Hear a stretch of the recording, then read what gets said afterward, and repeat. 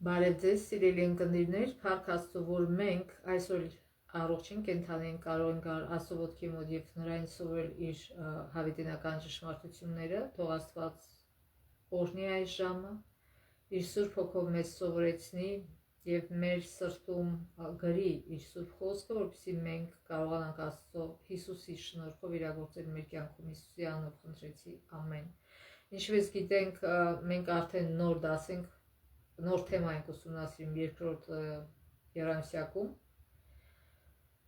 եւ այն կոչվում է ինչպես ուսումնասիրել աստվածաշրջան մարգարեությունները, այսօր արդեն երկրորդ դասն է, որ կոչվում է հիմք ծննդոց գրքում, հիշելու համարն է Հովհաննես 1:29, հաջորդ օրը Հովհաննեսը տեսավ Հիսուսին, որ գալիս էր իր մոտ ու ասաց. ահա Աստծո գառը, որի վրա է վերցնում աշխարհի մեղքը։ Աստվածաշնչյան մարգարեությունների ժամանակակից մեկնաբանությունների հիմնական խնդիրներից մեկը, ինչպես հայտնության դեպքում այն է, որ դրանք չեն կարողանում ընդունել հայտնության հնագույն արմատները, այսինքն հայտնության հեղինակը Հովհաննեսը, երբ որ գրել է իր գիրքը, նա նկատի ունեցել, որ կարդացողը գիտի 5 կտակարանը, որովհետև այնտեղ շատ բաներ կա, որ պետք է 5 կտակարանի օգնությամբ հասկանալ իմաստը։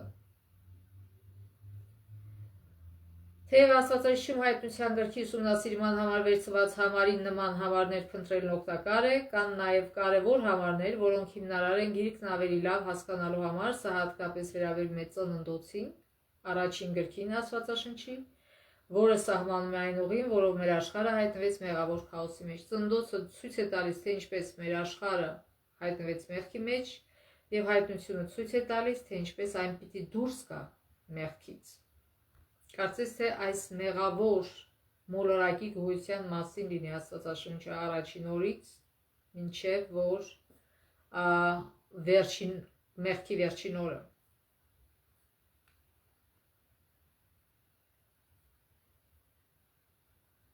Հայտնության գրքում նշված գրեթե բոլոր հիմնական հասկացություններն ինչ որ ձևով գտնվում են Աստվածաշնչի առաջին գլուխներում։ Ուսումնական ծրագրի մեծ մասը սկսվում է ընդհանուր ներածությամբ, որին հաճախ տրվում է 101 թիվը, այստեղ այդպես է Ամերիկայի Միացյալ Նահանգներում։ Այդ դասընթացն գրքում է հանգամանալից ու հիմնական սկզբունքներ, որոնք հիմք են թեմայի հետագարավել խոր ուսումնասիրության համար։ Այսինքն, երբ որ գնում ես քոլեջ եւ ուզում ես որևիցե առարկա վերցնել, ամեն առարկան ունի տարբեր մակարդակներ եւ ամենահիմնական մակարդակը սա է 101։ Այնտեղ ասում է prerequisite։ Այդ դասընթացը վերցնելու համար դուք պիտի ավարտած լինեք այս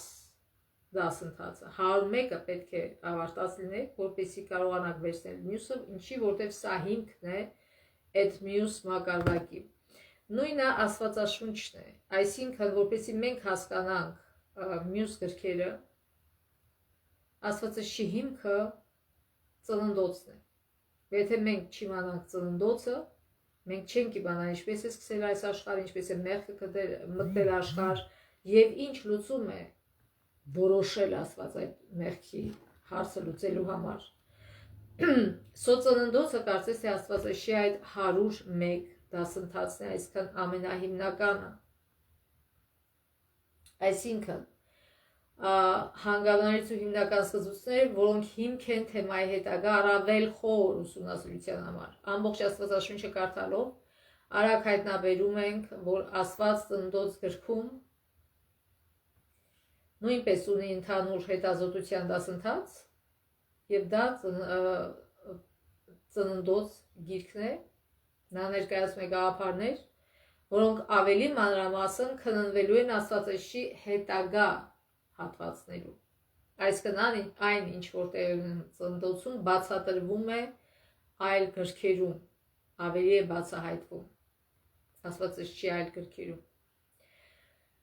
Ընդհանրապես, երբ Աստվածաշնչում առաջին անգամ նշվում է որևէ հասկացություն կամ խորհրդանիշ, մասնավորապես ծննդոց գրքի առաջին գլուխներում, դուք կարող եք բացահայտել, որ այն տալիս է այդ հասկացության ընդհանուր ըմբռնումը, որն օգնում է հասկանալու, թե ինչպես է այն օգտագործվում հետագայում։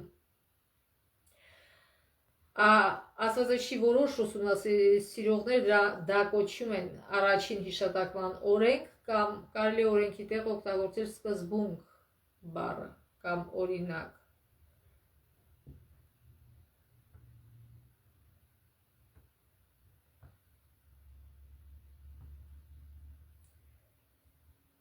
Օրինակը, որ կարծես ի հայտ է գալիս թե Աստվածաշի ընդհանուր ուսումնասիրման եւ թե Աստվածաշիան մարգարեությունների մեջ այն է, որ Աստված ժամանակի ընթացքում իր որդիներին դանդաղորեն սնում է տեղեկույթով, սկսելով հիմնական հասկացությունից, այնուհետև բազմիցս այն ընդլայնելով տարիների կամ նույնիսկ դարերի ընթացքում։ Այսինքն 101-ում դուք ուսումնասիրում եք հիմքերը եւ հետո մյուս դասընթացներում ավելի եք խորանում, ավելի բարդ բաներ եք ուսումնասիրում եւ այդ բարդ բաները չեք կարող ուսումնասիրել, եթե չգիտեք 101։ Նույնը այստեղ է Աստվածաշի մեջ։ Կարդանք Եսայա 40 գլուխ 7-8 համարները։ Խոտը չորանում է, ծաղիկը թարամում է, երբ Տիրոջ հովը փչում է նրանց վրա։ Եվ իրոք ժողովուրդը խոտ է, խոտը կչորնա, ծաղիկը կթարամի, բայց մեր Աստծո խոսքը հավիտյան պիտի մնա։ Այսինքն ամեն ինչ մեռնում է, ամեն ինչ թարամում է, հնանում է, բացի Աստծո խոսքից։ Մաղաքիա 3 գլուխ 6 համար։ Քանզի ես Եհովան եմ, չեմ փոխվում։ Դրա համար դուք, ով Հակոբի որդիներ, չսպառեցաք, այսինքն չկործանվեցիք։ Եբրայեցիներ 13:8։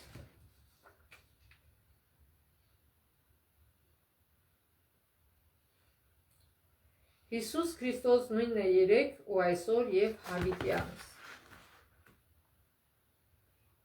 Այսինքն ինչ են ասում այս համարները մեզ։ Ժամանակակից աշխարհի մեծ մասը ճշմարտություն եզրույթի փոխարեն օգտագործում է ճշմարտացի երևույթը, քանի որ ենթադրվում է, որ ճշմարտությունը ճկուն ժամանակի ընթացքում հնարավոր փոփոխության ենթակա բան է։ Կամ որոշ դեպքերում ճշմարտություն հասկացություն ինքնին կասկածի տակ է դրվում։ Սահմանելով ճշմարտությունը, Աստված հետո չի փոխում իր միտքը։ Աստծո մոտ ճշմարտությունը միշտ նույնն է։ Դա մարդիկ են, որ ուզում են փոխել։ Երբ նա սկսում է ճշմարտություն ուսուցանել իր ժողովրդին, մենք կարող ենք հույս դնել այն փաստի վրա, որ նույն աստվածաշնչյան սկզբունքի կամ թեմայի կրկնությունները չեն փոխում դրա նշանակությունը, ընդհակառակը ավելի շատ լույս են սփռում դրա վրա։ Այսինքն Աստված այդ նույն թեմայի շուրջ խոսելով բազմաթիվ տեղեր ավելի շատ լույս է սփռում, ավելի շատ հավելյալ տեղեկություններ է տալիս այդ թեմայի շուրջ, այլ ոչ թե հակադրում է մեկը մյուսին։ Հետևաբար մարգարեությունների ուսումնասիրելիս իմաստ ունի լավագույնս խորացնել Ծննդոց գրքի իմացությունը, որտեղ գտնում ենք առաջին անգամ բացատրվող բազմաթիվ հիմնական հասկացություններ կամ հասկացություններ եւ այնուհետեւ հիմնվել դրանց վրա Աստվածաշի մնացած մասն ուսումնասիրելիս։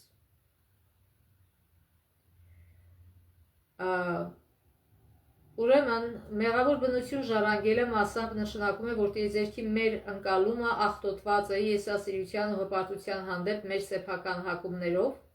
Մենք աշխարհը ակնհայտորեն տեսնում ենք մեր սահմանափակ, այլ ոչ թե Աստծո ամենագիտության տեսանկյունից, թերևս ոչ մի հասկացություն առավել չի խեղաթյուրվել մեղավոր մարդկության կողմից, որքան սիրո հասկացությունը։ Զանգվածային մշակույթը հակված է խրախուսել սիրո ըմբռնումը, որը կենտրոնանում է ինքնակատարելագործման, այլ ոչ թե այլ մարդկանց օգնելու վրա կամ օգտակար լինելու վրա։ Հարցի նկատմամբ այս եսակենտրոն մոտեցումը մեզ համար դժվարացնում է հասկանալ, թե Աստված ինչպես է վերաբերվում այդ հարցին։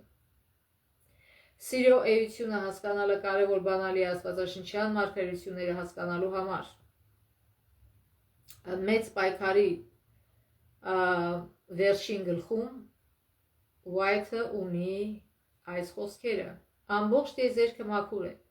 Ներդաշնակության եւ ուրախության մեկ զարկ է բաբախում ամբողջ անձայր առաջագործության մեջ։ Նրանից, ով ստեղծել այն ամենը, կյանք, լույս ու բերկրանք է հորդում անեզր տիեզերքի բոլոր տիրույթները։ Փոքրագույն ատոմից մինչև մեծագույն աշխարհը ամեն բան, շնչավոր թե անշունչ, իր անսքող գեղեցկությամբ ու կատարյալ ուրախությամբ հռչակում է, որ Աստված սեր է։ Սա գրված է 678 էջի վրա մեծ պայքարի։ Կարդանք Ծննդոց 22 գլուխը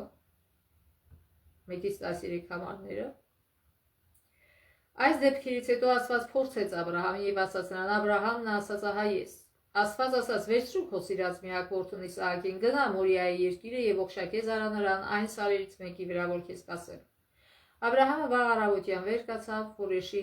իր էշի համեդը դրեց եւ իր հետ վերցրեց երկու ծառաներին եւ իր որդի Իսահակին, ողջակեզի փայտ կտրեց եւ ելավ գնաց այն տեղը, որ Աստված ասել էր նրան։ Երրորդ օրը Աբրահամը իր աչքերը բարձրացրեց եւ հեռվից տեսավ այն տեղը։ Աբրահամը ասաց իր ծառաներին. դուք էշի հետ այստեղ մնացեք, ես եւ տղան գնանք այնտեղ երկրպագություն անենք եւ վերադառնանք ձեզ մոտ։ Աբրահամը վերցրեց ողջակեզի փայտը ու դրեց իր որդի Իսահակի վրա, իր ձեռքը առավ կրակն ու դանակը եւ երկուսով միասին գնացին։ Իսահակը խոսեց իր հոր Աբրահամի հետ եւ ասաց. հայր իմ, եւ նա ասաց. այո որդիս։ Իսահակն ասաց. ահա կրակը եւ փայտը, բայց ուր է ողջակեզի գառը։ Աբրահամը ասեց.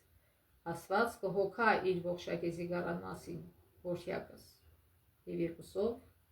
միասին գնացին եւ եկան այնտեղ, որ Աստված նրան ասել էր։ Եվ մենք գիտենք հետո ինչ տեղի ունեցավ, որ այստեղ Աբրահամը իր վստահությունը արտահայտեց Աստծո հանդեպ, ասեց Աստված կհոգա։ Եվ իրոք այդպես է։ Իսահակը ներկայացնում է մեզ։ Մենք մեր մեղքերի համար պետք է մեռնեինք, բայց մեր փոխարեն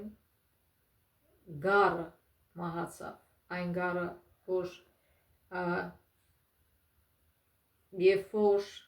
Աբրահամը ուզեցավ սպանել Իսահակին,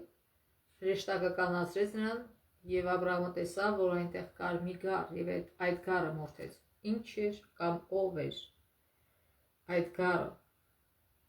Երբեմն Աստվածաշնչում առաջին հասկացության հիշատակումը գտնելուց բացի կարող է օգտակար լինել նույն մտքի առաջին հիշատակումը գտնել Աստվածաշնչի առաջին գրքերում, հատկապես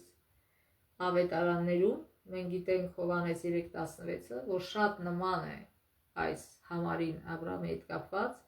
որտեղ Աստված ինչ է ասում։ Աստված այնպես սիրեց այս աշխարհը, որ իր միածին որդուն ուղարկեց, տվեց, որպեսզի ամեն իրեն հավատացողը հավիտենական չկործանվի, այլ հավիտենական կյանք ունենա։ Այսինքն, երբ որ մենք գիտենք Ծննդոցը, մենք արդեն պարզ հասկանում ենք ավետարանը եւ հայտնությունը։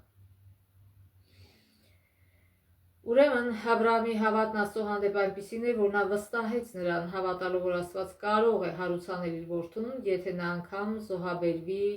եթե նա անգամ զոհաբերվի։ Եբրայեցիս 11:19 Սա Պողոս Առաքյալն է գրել, Եբրայեցիս 11:19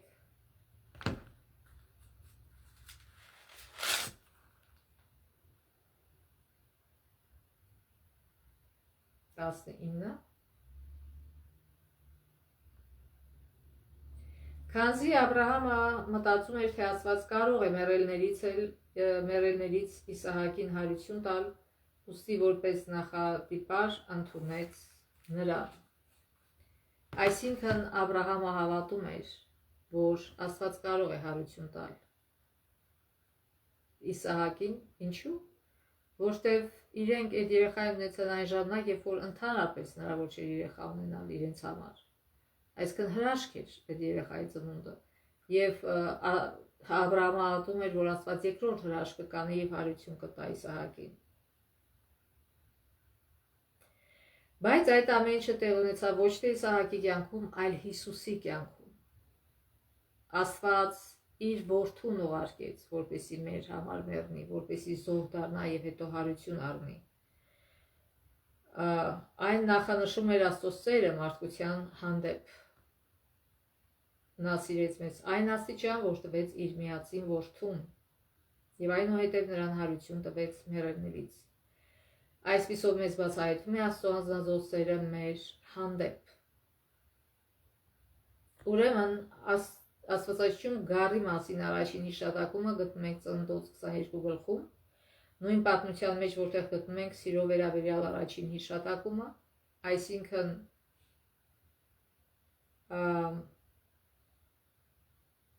ասում է Տիրոջ հրեշտակը երկնքից նրան ասաց, երբ որ ուզում էր արդեն սպանել Իսահակին. Աբրահամ, Աբրահամ, ձեռք մի տուր տղային, ոչ մի բան մի արա նրան, որտեղ հիմա իմացա, որ դու վախենում ես Աստծուց եւ քո միակ որդուն չխնայեցիր ինձանից։ Աբրահամը իր աչքերը վեր բարձրացրեց եւ տեսավ, որ իր ետևի մացառուտի մեջ մի խոյ կա,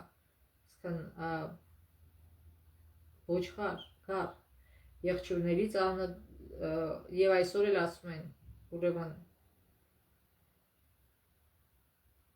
եւ ասում է Աստված կանչեց Աբրահամին եւ ասաց անձովս եմ երդվում, ասում է Տերը, քանի որ դու այդ բանն արեցիր եւ չխնայեցիր քո միակ որդուն, քեզ օրնելով կօրհնեմ։ Ուրեմն առաջին անգամ գառը հիշատակվում է այստեղ, խոյը, եւ այն ամենահաճախ կիրառվող խորհրդանիշներից մեկն է հայտնության գրքում, որտեղ Հիսուսը գառ է անվանվում ավելի քան 20 անգամ։ Հայտնության ամենահազոր տեսարաններից մեկում Հովհաննեսի այցելությունն Աստծո գահի սենյակ 4 եւ 5-րդ գլուխներ գառը կենտրոնական տեղ է զբաղեցնում։ Կարդանք Հայտնություն 5-րդ գլուխ 5-ից 10 համար եւ այն հարցը, որ Իսահակը տվեց Աբրահամին, դրա պատասխանը մենք գտնում ենք Հայտնություն 5-րդ գլխում, այսինքն Իսահակ ասեց, բա ուր է գառը։ Հիմա կարդանք Հայտնություն 5-րդ գլուխ 5-ից 10 համարները։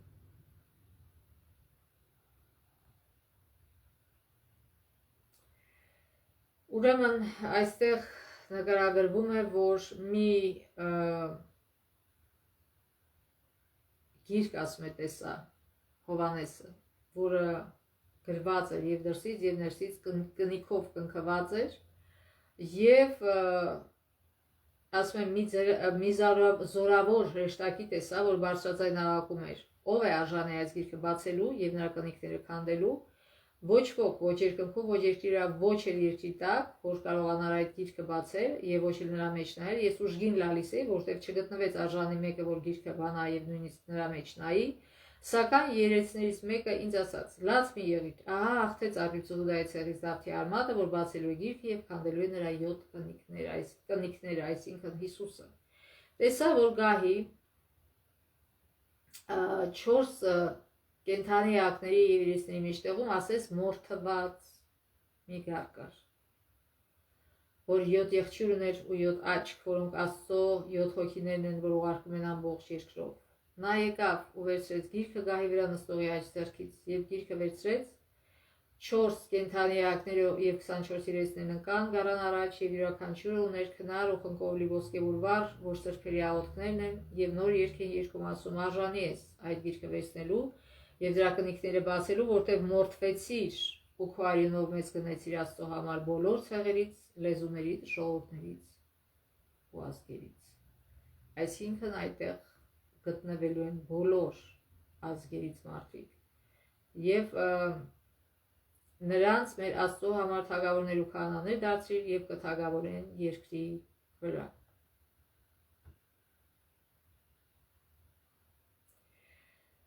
Ուրեմն Աստվածաշնչում գառի մասին առաջին հիշատակումը ի հայտ է գալիս Իսահակի հարցում ուր է գառը եւ Աստվածաշնչի մյուս հատվածներում շատ մանրամասն պատասխանվում է այս հարցին։ 5 կտակարանի մյուս 38 գրքերը ընթերցողին տանում են մի ճանապարհով, որտեղ Իսահակի հարցին աստիճանաբար պատասխանվում է ավելի ու ավելի մանրամասն, Զատկի ծեսերից մինչև Դավթի վաղ շրջանի սխրագործությունները։ 5 կտակարանի ողջ պատմությունը լի է մեսիական անթիվ մարգարեություններով, որոնք կանխատեսում են Իսահակի հարցի պատասխանը։ Այնուհետև նոր կտակարանում հարցին պատասխան է տրվում, երբ Հիսուսը հայտնվում է մարմնով եւ արյունով ծառայում է իր ժողովրդի մեջ եւ վերջո զոհաբերում է իր կյանքը խաչի վրա։ Միևնույն ժամանակ դիտարկենք Հովհաննեսի ավետարանում գարան վերաբերյալ առաջին հիշատակումը, երբ որ Հովհաննես Մկրտիչը ասեց. «Ահա Աստծո գառը»։ Կարծես Հովհաննես Մկրտիչն անձամբ է պատասխանում Իսահակի հարցին։ Իսահակ ասում է. «Ուր է գառը»։ Հովհաննես Մկրտիչը պատասխանում է. «Ահա Աստծո գառը»։ Ոչ մի մարդ, ոչ մի հրեշտակ չէր կարող իր զոհաբերությամբ փրկագնել մարդկանց, այլ միայն Աստծո որդին։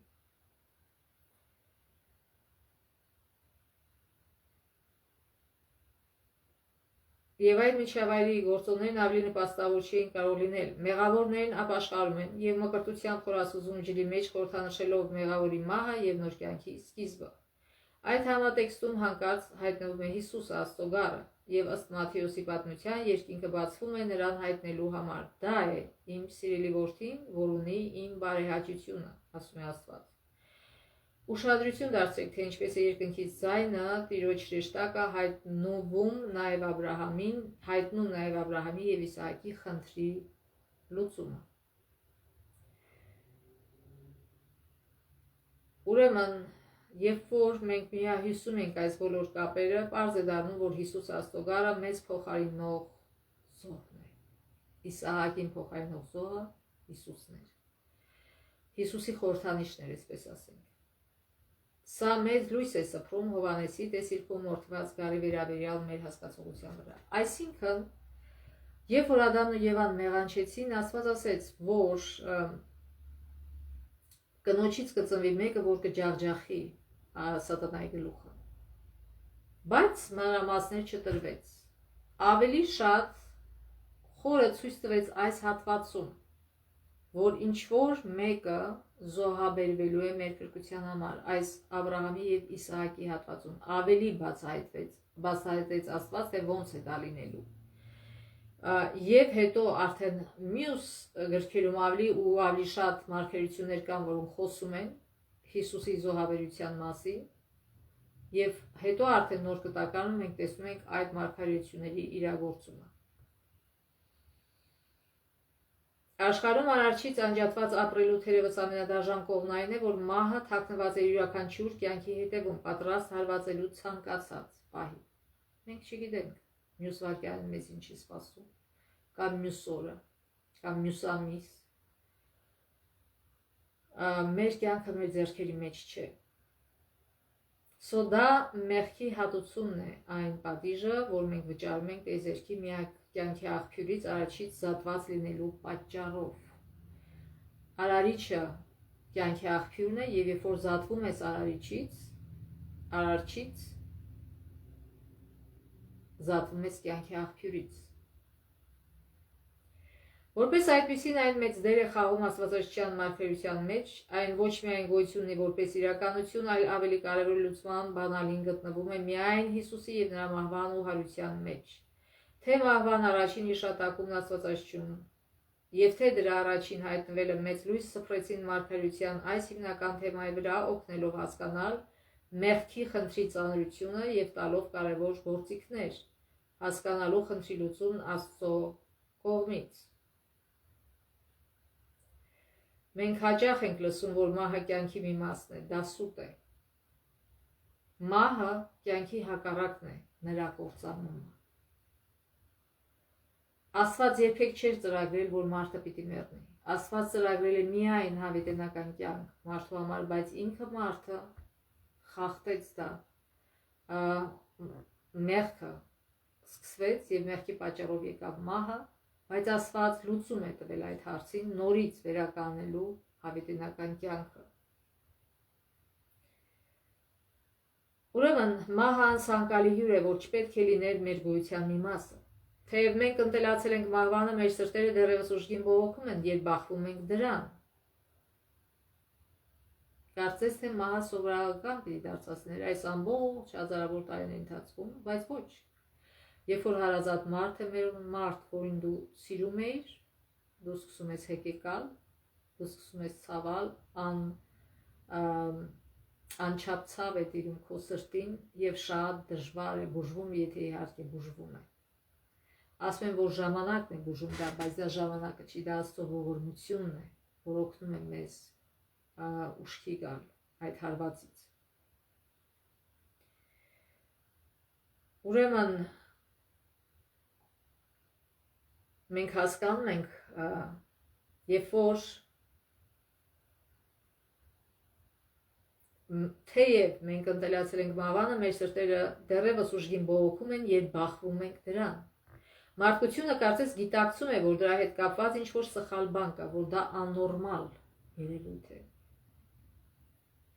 Որքան էլ ցավալի է մահը, կան մահվան դեպքեր, որ ավելի ողբերգական են թվում, քան մյուսները, ինչպես օրինակ երեխայի մահը։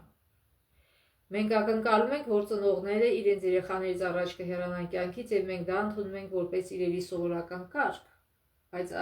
այսօր ինչ է կատարվում։ Բազմաթիվ պատերազմներ են, բազմաթիվ վատ վիճակի կյանքի եւ շատ երեխաներ են մահանում, մանավանդ պատերազմների միջոցով։ Առանց այդ էլ այս կյանքը դառնությամբ է լեցուն եւ երբ որ մեծահասակ տղամարդիկ այն ղեկավարները, որոնք պետք է հոգային իրանց ազգերի մասին ինչ են անում, իրենց երիտասարդներն ուղարկում են մահվան եւ ռմբակոծում են խաղաղնակցությանը, որտեղ նաեւ երեխաներ են ապրում եւ շատ մահտարաժամներ են լինում, այսինքն շատ երեխաներ եւ ջահելներ են, երիտասարդներ են մահանում եւ իրենց ծնողները ականատես են լինում այդ ողբերգությանը։ Սա սարսափելի է, ես ամեն օր աղոթում եմ պատերազմի դեմ, ես խնդրում եմ Աստծուց, որ բոլոր պատերազմները կանեն եւ երբեք պատերազմ չսկսի այս մոլորակի վրա, որտեղ դա ամենասարսափելի բանն է։ Պատերազմի համար միայն ուրախանում է սատանան, երբ որ մարդիկ այդքան քանակով մահանում են, ուրախանում է միայն սատանան եւ նրա գործակալները, ուրիշ ոչ ոք, նորմալ մարդը չի կարող ուրախանալ դրա վրա։ Սուրբ գրքում գրանցված առաջին մահը սակայն հակասում է ակնկալվող նորմերին։ Այսինքն առաջինը դա պատահեց մեր նախածնողներին Ադամին ու Եվային։ Մինչ Ադամն ու Եվան իրենք կանցնեին մահվան միջով, նրանք ապրեցին մահվան ողբերգությունը, երբ իրենց արդար որդուն սպանեց նրա ամբարիշտ եղբայրը։ Դա հատկապես անարդար մահ էր։ Կարդանք այդ մասը, Ծննդոց 2-րդ գլուխ 15-ից, այսինքն առաջին անգամ մահը հիշատակվել է Ծննդոց 2-րդ գլխում 15-ից 17 համարներում։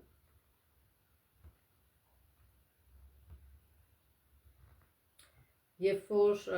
Աստված ստեղծեց ամեն ինչ եւ ասում է Տեր Աստված վերցրեց մարդուն եւ դրեց Եդեմի պարտեզում, որպեսզի նա այն մշակի ու պահի։ Տեր Աստված պատվիրեց մարդուն ասելով պարտեզի բոլոր ծառերից համարձակ կեր, բայց բարու եւ չարի գիտության ծառից մի կեր, որտեղ այն օրը, երբ նրանց ուտես, անպայման կմեռնես։ Սա առաջին անգամ է, որ մահը հիշատակվում է Աստվածաշնչում եւ նաեւ կարդանք Ծննդոց 4-րդ գլուխ, նաեւ Ծննդոցում գրված է առաջին ֆիզիկական մահի մասին, երբ որ Կայենը ատեց Աբելին, այսինքն Աստված երբ որ Ադամին ու Եվային դրախտից հանեց, նա նրանց տվեց զոհաբերության ծեսը,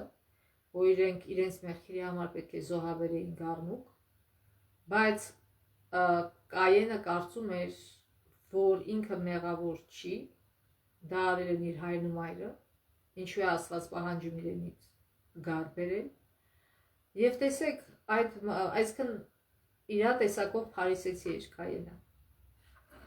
Մտածում էր, որ ինքը մեղք չունի, մեղավոր չի։ Եվ գիտեք ինչի է հասցնում մարդուն փարիսեցությունը։ Այն աստիճան, որ ինքը իր եղբորը սպանեց, որտեղ եղբայրը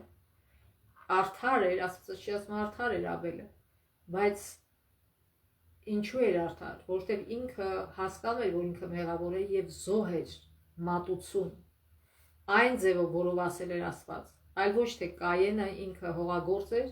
եւ փոխարենը գար զոհաբերի, ինչպես որ ասել էր Աստված, իր երկրի պտուղներից բերեց եւ Աստծուն մատուցեց։ Այսինքն տես ես ինչ լավն եմ, ես ինչ պտուղներ եմ աճեցրել, չնայած Աստված է ուժ տալի հողին որ հողը աճեցնի, եւ ինչ եղավ դրա վերջը։ Կայենը դարձավ մարդասպան, այն մարդը, որ մտածում էր, թե ինքը անմեղ է, մեղք չունի, դարձավ մարդասպան, իր եղբորը սպանեց։ Ասում է 8-րդ համարը 4-րդ գլխի։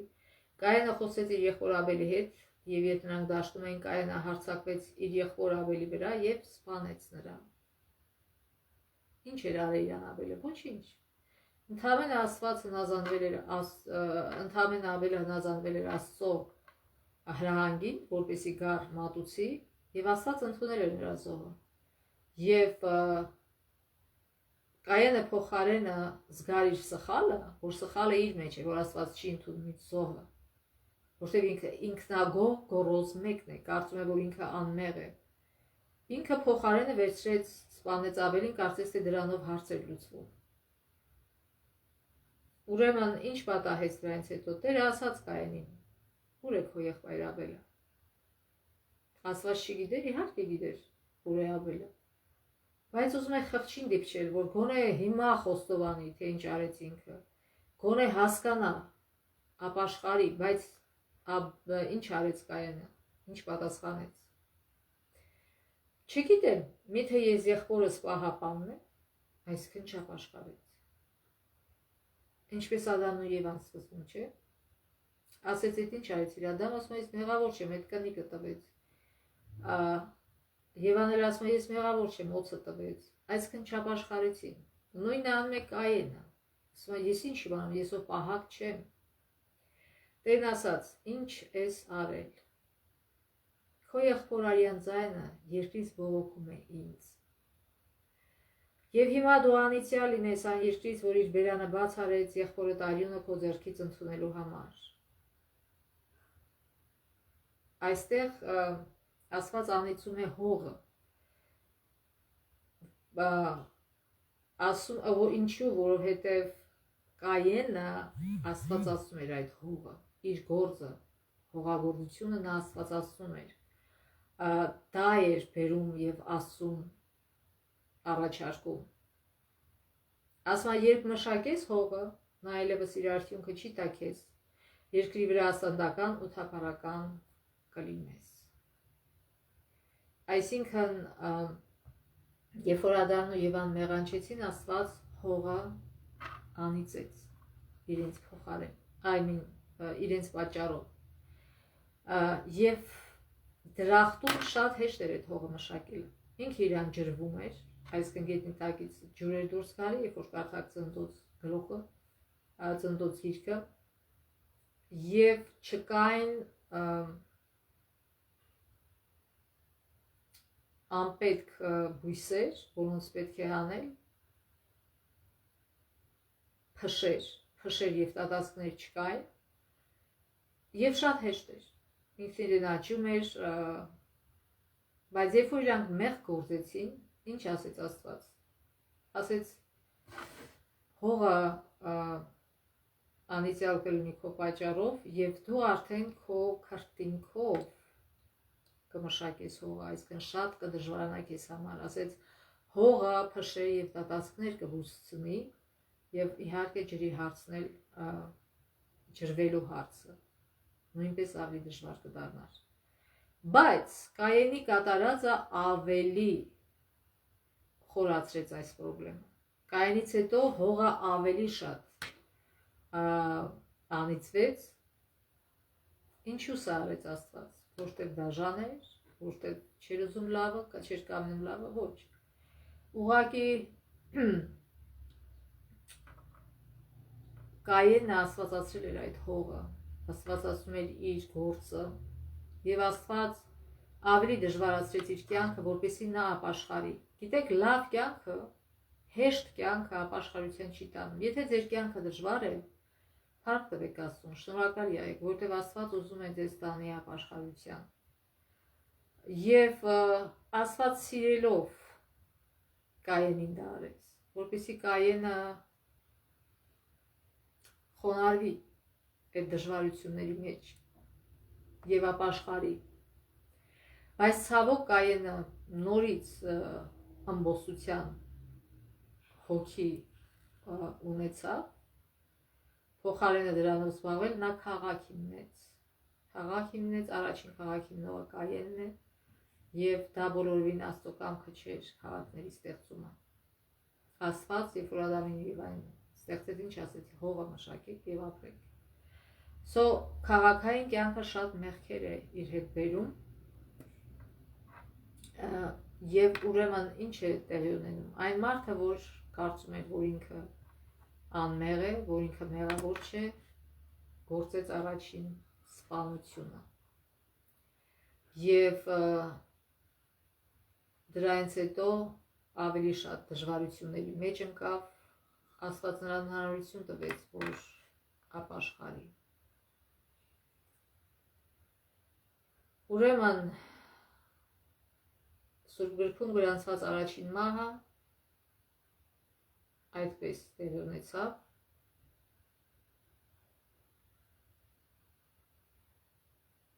Խորհենք Հիսուսի մասին, արդարը, որ սպանվեց անարդարների կողմից, ինչպես Աբելը։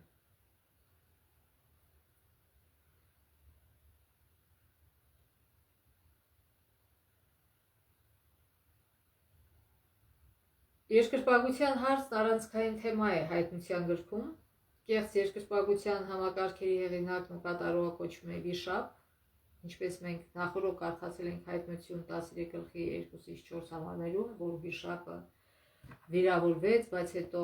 նորից բուժվեց եւ ամբողջ աշխարհը զարմացավ դրա վրա։ Մենք ուսումնասիրել ենք, որ դա ով է, կաթոլիկ եկեղեցին, եւ այս ընկած Քերովեի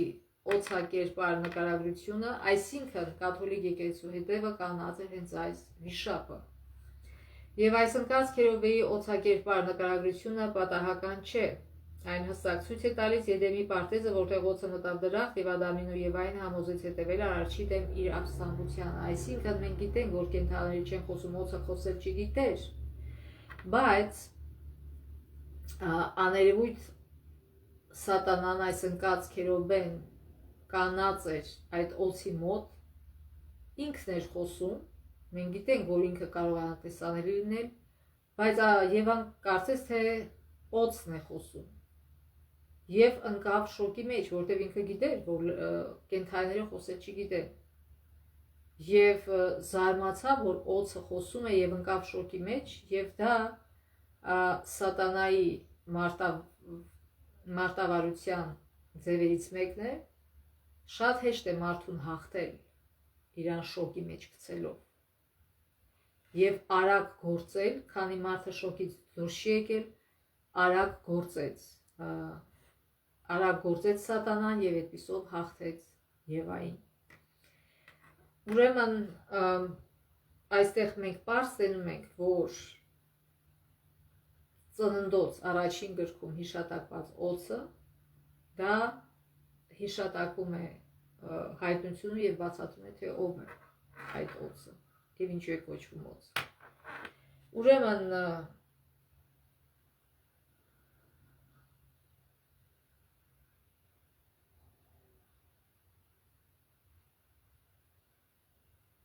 Ծննդոց ուրեմն Աստվածաշնչում կա երկու պատմություն, որոնցում Սատանան մոլորեցնում է ողջ աշխարհը։ Ծննդոց գրքում այն պահին, երբ գոյություն ուներ ընդամենը երկու մարդ, Ադամն ու Եվան, եւ այնուհետեւ Հայտնություն 12 եւ 13 գլուխներում տրված պատմության մեջ, որտեղ Սատանան նշվում է որպես ամբողջ աշխարհը մոլորեցնող եւ որպես մեկը, ով իշխանություն է տալիս գազանին եւ ստիպում, որ ամբողջ աշխարհը երկրպագի նրան։ Աստվածաշնչյան մարգարեությունների մեջ հայտնաբերված թեմաներից մեկը մեծ պայքարի անփոփոխ բնույթն է։ Աստծո բնավորությունն ու խոսքը չեն փոխվում եւ չեն փոխվում նաեւ Սատանայի նկրտումները։ Սատանան ապաշխարության հնարավորությունն էր մինչև Հիսուսի խաչվելը, բայց Հիսուսի խաչվելուց հետո նա արդեն չափը անցավ իր չարության եւ այնքան է չարացել, որ երբեք չի ապաշխարի։ Բարեբախտաբար, քանի որ մեծ պայքարի բնույթը չի փոխվում եւ քանի որ մենք ունենք հստակ հղումներ մարգարեական գրքերում, քրիստոնյաները կարողանում են նկատել միտումները եւ հասկանալ, թե որտեղ կարող են թաքնված լինել հոգեվոր որոգայթները։ Այսինքն Աստծո խոսքը համատվում է զենքի հետ եւ աղոթքը նույնպես քրիստոնյայի զենքը դա Աստծո խոսքն է եւ աղոթքը։ Երբ որ մենք կարդում ենք Աստծո խոսքը, մենք իմանում ենք ճշմարտությունը եւ Աստծո մասին, եւ սատանայի մասին, եւ արդեն գիտենք իր մարտավարությունը ինչպիսին է, եւ տեսնում ենք այն վտանգները, այն սատերը, որ ինքը փչում է եւ դրանով ուզում է խաբել մարդկանց, եւ Աստվածաշունչ կարդացող անկեղծ ուսումնասիրողը չի խաբվում էլ սատանայի ստերից, որտեղ արդեն գիտի ճշմարտությունը եւ առավել ևս աղոթողը միշտ հաղթում է, որտեղ ծնկի եկած աղոթող մարդը ավելի ուժեղ է, քան թե սատանան, որտեղ ինքը կապի մեջ է ամենաուժեղ էակի հետ այս աշխարհի, այս տիեզերքի։ Ուրեմն սատանան կարող է հազարավոր կերպարանքներ կրել, սակայն ընկած մարդկության հազարամյակների պատմությունը զուգորդված հայտնության գրքում նկարագրվող մարգարեական սցենարով ցույց է տալիս, որ նա երբեք չի շեղվում այն խաղի պլանից, որն օգտագործել է երևում, այսինքն միշտ էլ նույն ծրագրով է առաջ ընթանում, միշտ էլ նույն զենքերն է օգտագործում, այսինքն խաբեությունը, մոլորությունը մարդկանց խաբելու եւ մոլորեցնելու համար։ Աստված մեզ խոստացել է տալ իմաստություն եւ խորաթափանցություն, Հակոբոս 1:5-ում ասում է, եթե մեկը պակասություն ունի իմաստության մեջ, թող Աստծուց խնդրի եւ Աստված կտա առանց երես տալու։ Այսինքն, բայց որ մարդը կանի դա, այն մարդը, որ հասկանում է, որ ինքը բավարար իմաստություն չունի, որպեսզի հաղթանակած դուրս գա այս ամենից, եւ այդ իմաստությունը խնդրում է Աստծուց ամեն իր քայլի համար։ Այսինքն խոնար մարդն է, որ իմաստություն է խնդրում Աստծուց։ Այն մարդը, որ կարծում է ինքը ամեն ինչ գիտի, որ ինքը իմաստուն է, այդ մարդը երբեք ծնկի չի գա Աստծուց, չի խնդրի իմաստություն։ Եվ իհարկե կհաղթվի սատանայի կողմից։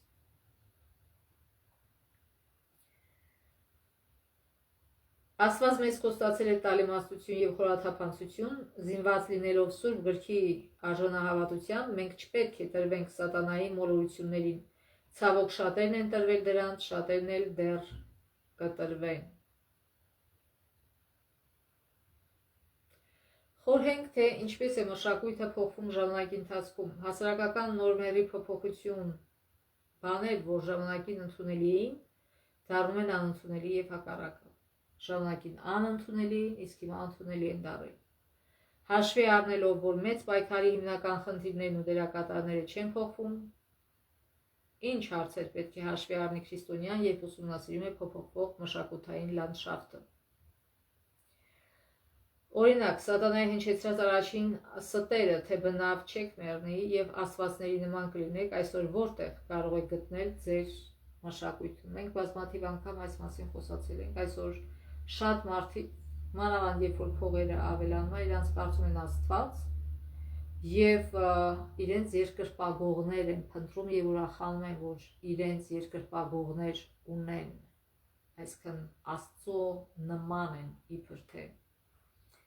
բայց իրանք մոլորության մեջ են եւ այն մարդիկ էլ, որ երկրպագում են այդ մարդկանց, երկրպագության արժանի է միայն Աստված։ Շատ համաշխարհային կրոններ պարզապես գործ ունեն գաղափարների հետ, ի հակադրություն քրիստոնեական կրոնում առկա գաղափարներն ամուր հիմնված են պատմական իրադարձությունների վրա, Աստվածաշունչը պատմության ընթացքում մարդկության հետ Աստծո փոխազդեցության պատմություն է եւ հազարավոր տարիների նման փոխազդեցությունների ուսումնասիրությամբ մենք կարող ենք շատ բան սովորել Աստծո կայուն բնավորության մասին։ Քրիստոնյաները սակայն երբեմն դժգոհում են, որ հոգնում են նույն բաները լսելուց, երբեմն երբ մեր առանձնահատուկ մարգարեական լուրը քարոզվում է հրապարակայնորեն, մենք կարծում ենք, որ արդեն լսել ենք այն եւ սովորելու նոր բան չունենք։ Այն փաստը, որ մեր լուրն անփոփոխ եւ հաստատուն է, չի նշանակում սակայն, որ այն պարզունակ է կամ հասարակ։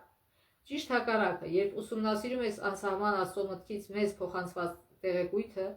արագ բացահայտում ես, որ երբեք չես հասնի որևէ թեմայի ավարտին։ Ըստ Էլեն Ուայթի հայտնության գիրքը գրվելու պատճառներից մեկը քրիստոնեական եկեղեցու բոլոր ժամանակների համար իր պատմական լուրի մեջ հաստատելն էր։ Նա գրում է. երիտասարդ ծառայողներից ոմանք հոգնել էին հաճախակի կրկնվող ճշմարտություններից, Ցանկանալով ինչ-որ նոր ու ցնցող բանի, նրանք փորձեցին վարդապետության նոր տեսակետներ ներկայացնել։ Այդ առումով այն պարզապես գիրք չէ ապագայի վերաբերյալ, այն նաև գիրք է անցյալի մասին, որն օգնում է հիմնավորել մեր հիմնական պատմական հավատի մեջ, որպեսզի չմոլորվենք ինքնատիպություն փնտրելու մոլուցքով։ Քրիստոնյան ինքնատիպություն, նորաձևություն չպիտի փնտրի, այլ այն հիմքերը, որ դրված են Աստվածաշունչում եւ որ անփոփոխ են, պետք է դարերի ընթացքով այդ հիմքերը գնան եւ մնան, ոչ թե ասեն դե լավ է, դե այն ժամանակվա համար էր։ Ինչ համեստություն, ինչ խոնարհություն, դրանք հնացած հասկացություններ են։ Դրանք հնացած հասկացություններ չեն։ Այդպես է ներարկել սատանան։ Դրանք հիմնական մասն են կազմում քրիստոնյայի եւ երբեք չեն հնանա։ Եվ ոչ միայն դրանք, այլ նաև ազնվությունը եւ այլ շատ որակներ, որ այսօր հին են համարվում։ Աստվածաշունչը եւ Աստված նույնն է երեք այսօր եւ հավիտյան։ Ուրեմն թող Աստված մեզ օգնի, որպեսզի մենք լավ իմանանք Աստվածաշունչը, ձգտենք լավ իմանալու Աստվածաշունչը։ Ծննդոցը պատմում է մեզ մեղքի սկզբի մասին, հայտնությունը վերջին գիրքը հայտնում է մեզ մեր մեղավոր աշխարհի վերջի մասին եւ մեղքի վերջի մասին։ Ամբողջ մեջտեղը բացատրվում է եւ ցույց է տալիս, թե ինչ է կատարվում իրականում այս աշխարհում։ Եվ թող Աստված մեզ խոնարհություն տա, որ մենք իմաստություն խնդրենք Աստծուց, որ մենք ծարավ ունենանք Աստծո խոսքի հանդեպ, որ մենք հավատանք միայն Աստծո խոսքին, այլ ոչ թե ամեն մի մարդու ասածին։ Եվ մեր հիմքը սարքենք Հիսուս Քրիստոսի զոհաբերությունը, մեր փրկության հիմքը։ Չլինենք Կայանի պես, այլ Աբելի պես, հասկանանք, որ Ադամ ու Եվայից անկումից հետո մենք գենետիկորեն կրում ենք մեղավոր գեներ եւ դրա վրա աչք փակելու արդյունքում կլինի միայն այդ մեղքերի մեջ խորանալը, բայց Հիսուսը դեղ է առաջարկել իր զոհաբերությունը եւ մենք կարող ենք դրա միջոցով մեր մեղավոր գեները փոխել սուրբ գեների։ Թող Աստված օրհնի մեզ այս գործում եւ ամեն օր Աստծո ողորմության մինչև մյուս դասը։